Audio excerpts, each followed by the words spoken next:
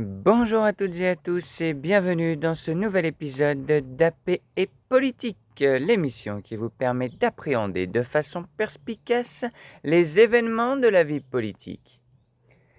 Et aujourd'hui, nous ouvrons un dossier brûlant qui agite les coulisses du pouvoir et fait grincer les dents l'opposition. Le calendrier électoral de la présidentielle est-il déjà piégé ? Première vue, fixer les dates d'un scrutin majeur semble relever de la pure technique administrative. Pourtant, en politique, le temps est une arme et la gestion du calendrier n'est jamais tout à fait neutre. L'exécutif a entériné mercredi 1er juillet, en Conseil des ministres, les dates officielles du prochain rendez-vous démocratique pour l'élection présidentielle.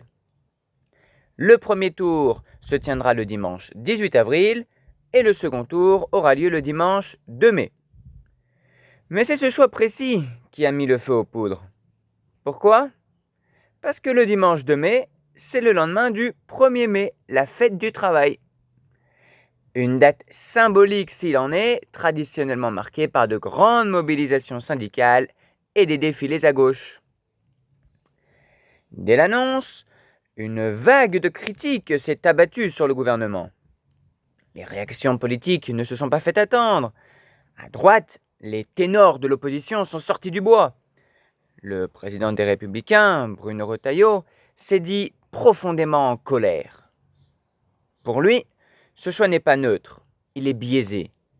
Il s'inscrit totalement contre ce découpage, affirmant que cela favorisera mécaniquement la gauche. Même son de cloche du côté des souverainistes, comme François Asselineau, qui rappelle que le 1er mai reste la journée traditionnelle des manifestations ouvrières et partisanes. Mais la question qui brûle toutes les lèvres est donc simple.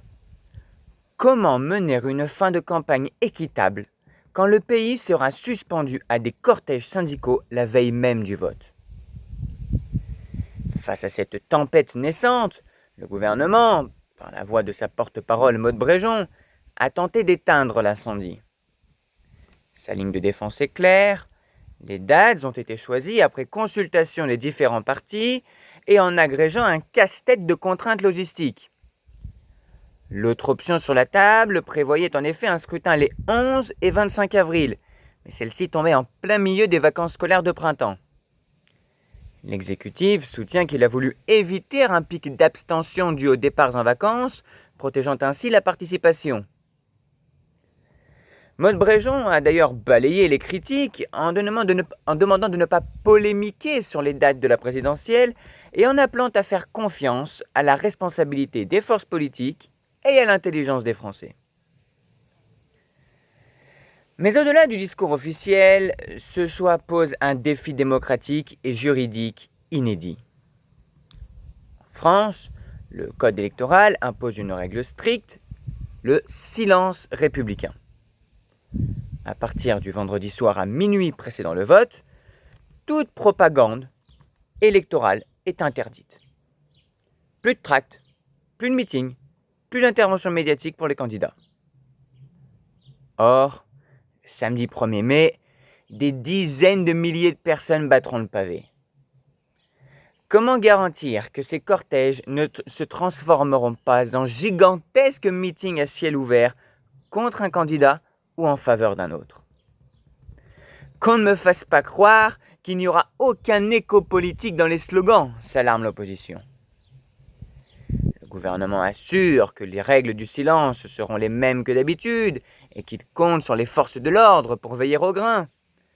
Mais sur le terrain, faire respecter le silence radio un jour de fête du travail s'annonce comme un véritable cauchemar logistique et juridique. Cette tension autour du calendrier ne fait que nourrir une défiance citoyenne déjà latente. Pour beaucoup d'observateurs, ce calendrier pèse sur la sincérité du scrutin et risque d'avoir l'effet inverse de celui recherché en décourageant les électeurs.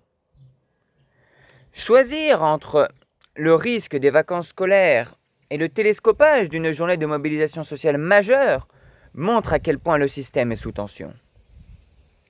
Ce calendrier perçu par certains comme un calcul politique pour orienter le débat d'entre-deux tours sur les questions sociales, pourrait bien se retourner contre ses concepteurs.